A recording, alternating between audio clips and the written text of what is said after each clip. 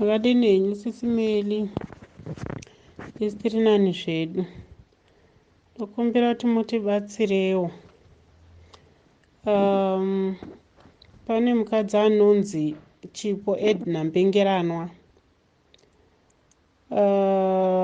Akatiza nemari yedu. Nyaya iyi yakatangira pakudai. Ndakatanga kusangana naye inini kuchikoro kwevana kwandaindodropa nekupika vana tiri kuno kuSouth Africa. Saka ndasangana naye kudaro takangotanga kuitawo nyaya semaZimba wokuti ayo vanobvawo kumusha kumwe chete sezvo tiri washomawo maforena pachikoro ichocho. Saka takangotanga kutoshamwaridzanawo mainge muri muna 2018. Saka ndopakazoswa pakuzoti inini ndinoita bhizinesi rekutenga mastovhu chaiwo aya nguva iyoyo aiti ma4 plates stove ndoendesa kuZimu. Then yodzoka profit nemari iyoyo ndohodha futi mamwe ndoendesa. Saka kana uchida hawo ende ndisina zvandaita ipapo ndaitotangawo kuita zvemakeke. Saka ndaiona kamari kadiki diki. Saka ndichitoshuwirawo kuti mari yangu inge ichikurawo. Ndobva ndamubvunza kuti inowekwa sei haatsanangura. Saka unoda here kundijoina. Ndikati inini mari yayo mazuva iyoyo stove yaita I think yainge iri pa 5,000 imwe chete. Kozoti mamwe acho ainzi ma6 plate inge iri 7.5. Saka inini ndakati handigoni mari yangu yandinayo idiki chaiyo handishandi. Saka bvati unongotanga neyewi nayo then ndinochizokupa 30% interest. Saka otenga stove ye2.5 ini ndozokudzorera ne30% after 1 month ndopanodzoka mari dzemastove. Iwo todi toisa futi. Kana uchida unodzosera neinterest yako but yako since ichiri diki unongofanirwa kutongodzosera yese neinterest yacho. Ndondotenga futi mamwe mastove ndoendesa kupi kuZimbabwe. After 1 month odzoka. Saka bva ndatanga ndaisa 2.5 2,500 rands ndoya ndakaisa. Akatotenga iye akatopera imwe. Saka bva angozondipa 30% pamusoro bva ndatoidzorera futi ayo bva aita futi. Saka takaramba tichidaro. Saka aitoti kana usisadi unototora mari yako bheki. Saka mazuva iyoyo ndikatomboti handina mari yekutenga zvinezvi ndoda kuishandisa. Bva ndatomboitora. Takaramba tichingozivana titongoita tumabhizinesi tatengesa kano tadii. Mai vaya vakatotanga kuti mastovhu ari kufaya unzai futi kana vanoda unzai futi tindotenge. Saka nenda kutovatrasta ipapo takutongozivana chaiko takutoziviranawo like masmall families edu. Wondotenga zvoenda but taisaona kuti vari kutenga sei. Vatozoguma ati tsvaga vamwe anoda anondotengeswa mastovhu aya kuZimbabwe kwamahoma dhimusa ndiye munhu watinodhirivharira iyi otovabhadhara.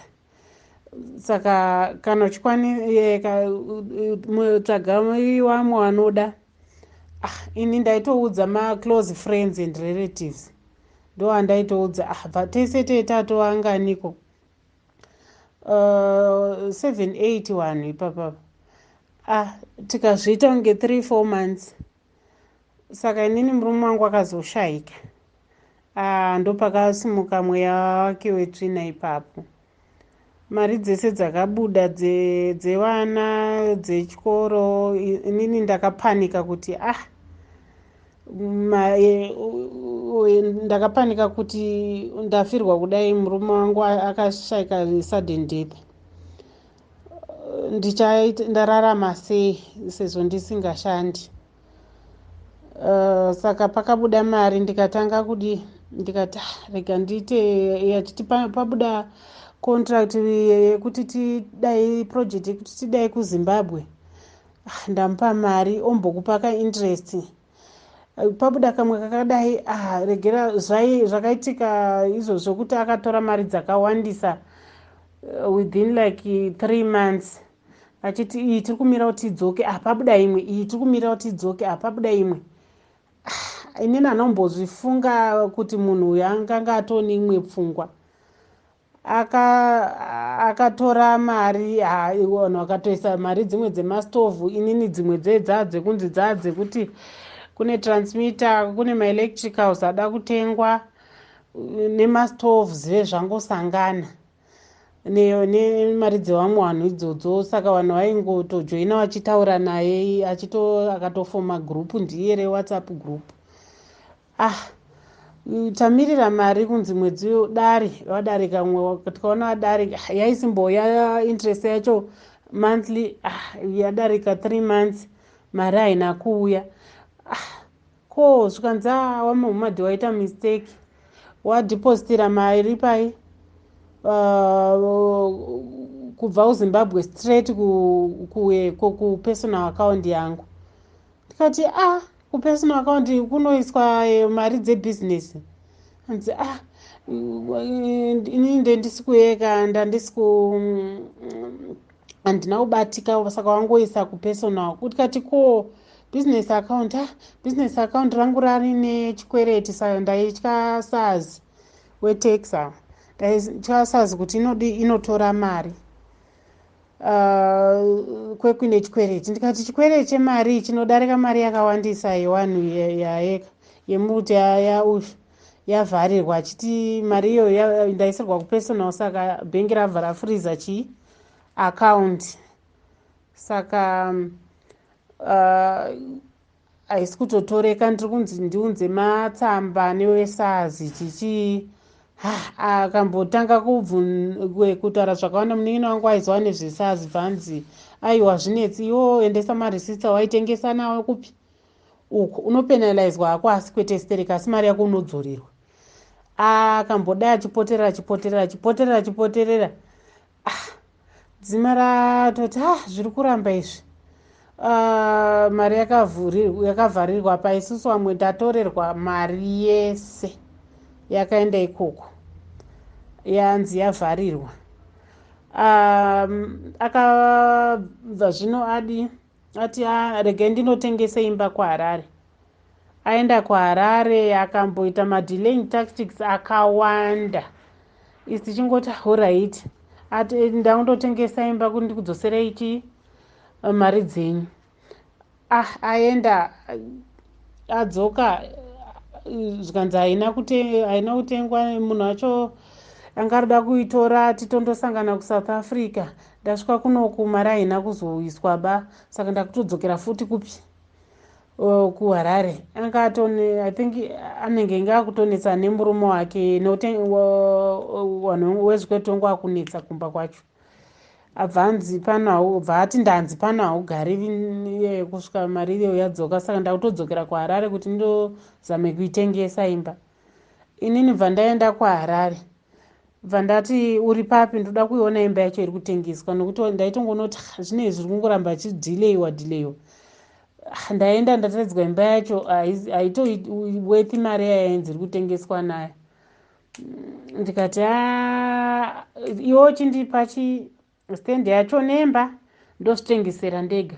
Zvikanzi aiwe yatotengeswa imba, yatotengwa.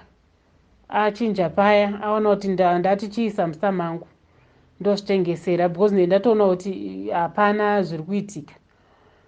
Mhino kuti kudai ngatona wari kutomupfurira here kuti aiwa itoti bva asara kuZimbabwe, ndadzoka mwana anzi arwara, bva ndadzoka futi kuno kuSouth. Asara kudaro uyo bva abloka vanhu wese manje macontacts. isangoenda kumba kwacho kumurume wacho. Tichienda achiti ai ndakatosiyana naye takatodhivhosa nokuti wakaita zvisirizvo zvekuyeka zvekutora mari dzewanhu tisina kubvumirana chichii. Saka hapo ari kupi adhiresi haasi kuda kutaura kuti ari kupanza, handizivi nokuti hatisi kutotaura tese. Patoitongoona kuti vanhu vari kutotinyepera. Vataenda kumapurisa kati rega ndoripoti nyaya. Mapurisa wakati nyaya yenyu ndiri kuinzwa yemari but mari yakakurisa inotongoenda kuhigh court. Saka endai kuhigh court, hatina kuvhurirwa dhoketi. Pataenda kuhigh court, high court wakati nyaya yenyu kuti iende mberi munofanirwa kutotsvaga lawyer. Apa kuti titsvage lawyer kuri kutonetsa uye kuti mari ndakatorerwa yese. Kuti uchione mari yekuti utsvage lawyer pari kunetsa. Saka kuhigh court akanzi munogona kutsvaga lawyer then rokunyorerai moskopinda mukoti. Saka izvozvo zvakaitika 2022 pataizama kundoripota. Saka nanhasi hatisati takwanisa kuvhurirwa nyaya yedu nenyaya yekuti hatina lawyer rinotinyorera mapepa ayo nenhau dzekuda kwemari. Saka ndandichikumbirisawo kuti nokuti ari papi. Tinombonzwa nevamwe ndakambonyorera pamasocial media kumutsvaga, vamwe vakambopindurwawo waitsvaga kuti vamwe vakati ari kuHarare, vamwe vakati ari kuSouth Africa, but vazhinji vari kuti ari muSouth Africa. Kumba kwacho ukaenda haumuoni, havachatovhuri magedhi wese nemurume wacho. Havachatovhuri magedhi. Saka handizivi kuti mungakwanise kutibatsirawo here nesimba renyu kuti mutitsvagire kuti ari papa. Ainzi umwe pane like this week akanzi asanganikwa naye kuembassy yeBritish, kuBritish embassy. Saka anenge munhu akutoda kuita zvekutobuda zvekutiza izvi. Saka takutotya kuti zvino kana atoita zvekutiza kudai tinozomubatira pai.